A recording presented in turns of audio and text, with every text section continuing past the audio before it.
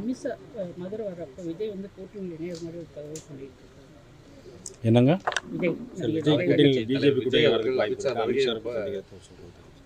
அதாவது அமித்ஷா வந்து ஒவ்வொரு அரசியல் மாற்றம் ஏற்பட்டு இருக்கு. ஆமாங்க, 7ஆம் தேதி இரவு வருகிறார்கள். இரவு அங்கே தங்கி விட்டு காலையில் மீனாட்சி அம்மன் கோயிலுக்கு போகிறாங்க. பிறகு எங்களுடைய பார்ட்டி மீட்டிங் இருக்குது.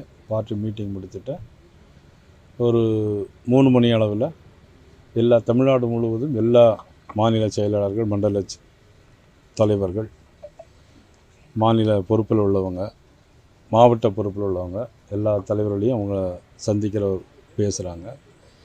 மதுரையில் வேலம்மாள் திடலில் வச்சு அந்த நிகழ்ச்சி நடைபெறுகிறது. அதற்காக வருகிறார்கள்.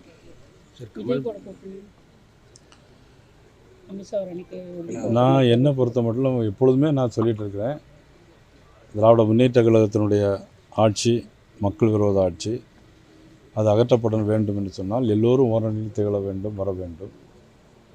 அவருக்கு அந்த எண்ணம் இருக்கும் என்று நான் நினைக்கிறேன். ஆகவே எல்லோரும் ஓரணியில் திகழ வேண்டும், வர வேண்டும். நான்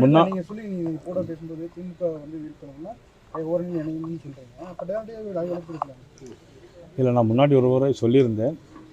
அதற்கு சரியான பதில் இனிமேல் தான் வரும்னு நினைக்கிறேன். சார், மதுரையில் எதிர்பார்க்கலாம் சார். இப்பொழுது நிர்வாகிகள் கூட்டத்தை மட்டும் கூட்டுறாங்க, பேசுகிறாங்க.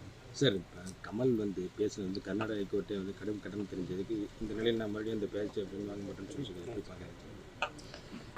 அது என்ன பொறுத்த மட்டும் ஒவ்வொரு தனி மனிதனுக்கும் இந்தியாவில் வந்து யூனிட்டி இன் டைவர்சிட்டி, வேற்றுமையில் ஒற்றுமை உள்ள நாடு. பல்வேறு மாநிலங்கள், பல்வேறு மொழிகள் பேசக்கூடியது. அவரவர்களுக்கு அவருடைய தாய்மொழி பெரிது. அவர்களுடைய தாய்மொழியை நாம் உயர்த்தி பேசுவது எந்த விதமான தவறும் இல்லை.